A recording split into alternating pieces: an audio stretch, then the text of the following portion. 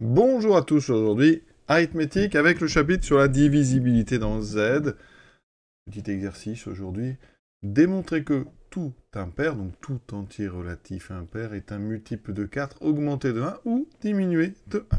Je rappelle que n impair, n donc un entier relatif, donc je prends n appartenant à grand Z, ici n est impair, bien ça équivaut à avoir donc l'existence, donc il existe, ça je rappelle c'est le quantificateur existentiel, il existe un entier K relatif, donc il existe K appartenant à Z, tel que n s'écrit 2K plus 1, c'est-à-dire un pair plus 1. Donc en fait, un impair, c'est déjà un nombre pair augmenté de 1.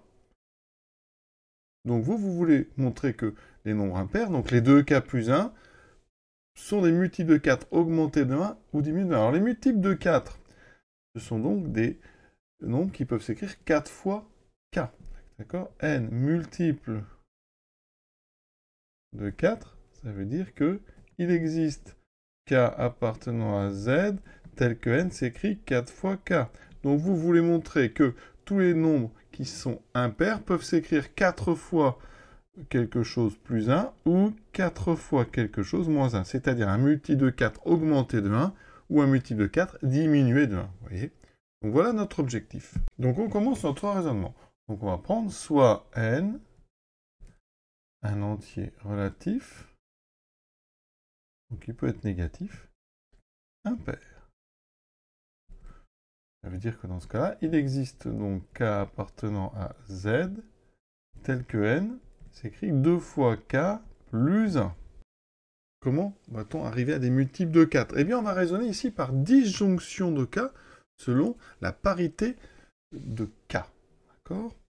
Je rappelle qu'un raisonnement par disjonction, c'est une forme de raisonnement mathématique donc, qui consiste à décomposer notre question en un nombre fini de k. Donc ici, eh bien, notre entier relatif, eh bien, il est soit pair, soit impair. Donc ici, on va dire raisonnons par disjonction sur la parité de k. On a deux cas. Premier cas, eh bien, k est pair. Deuxième cas, il est impair. Donc dans le premier cas, puisqu'il est pair, on sait qu'il existe, on va prendre une autre lettre, P appartenant à Z, tel que K, et donc un multiple d'entier, c'est K, s'écrit 2 fois P. Dans le cas où K est impair, on aura l'existence d'un entier relatif P, tel que K s'écrit 2P plus 1. D'accord? Maintenant, ça veut dire que dans ce cas-là, N, c'est donc 2K plus 1, c'est donc 2 fois 2P plus 1.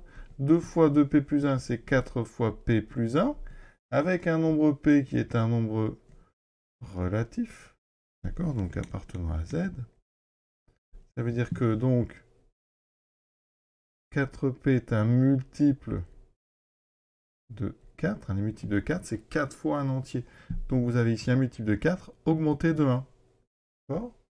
Dans le deuxième cas, n va être égal à 2 fois 2p plus 1 plus 1. Donc 2 fois 2, 4. 4p plus 2 plus 1, donc 4p plus 3. Alors là, j'ai un multiple de 4 augmenté de 3. Donc on va faire une petite manipulation. Si je veux avoir donc moins 1, je vais faire plus 4 moins 1. D'accord? Et là, je vais factoriser par 4. Vous voyez, j'ai fait apparaître ce moins 1 parce que j'en ai besoin pour le texte. Donc j'aurai 4 fois p plus 1 moins 1. Ici, eh bien 4 fois p plus 1 est un multiple de 4, puisque p plus 1, eh bien, ça est un entier relatif. On ajoute 1 à un entier. Ensuite, on enlève 1. Effectivement, n est bien un multiple de 4, ici diminué de 1. On pense bien conclure proprement. Donc, dans tous les cas, n impair est un multiple de 4 augmenté de 1 dans notre premier cas, ou diminué de 1 dans le deuxième. Et l'exercice est terminé. C'est un exercice techniquement simple, et qui permet comme ça de bien montrer cette façon de raisonner par disjonction. Il existe plein d'autres façons de raisonner, mais celle-ci, elle est assez pratique, justement dans le cas où on a besoin de séparer selon les parités. Voilà. Je vous souhaite une bonne fin de journée, à bientôt.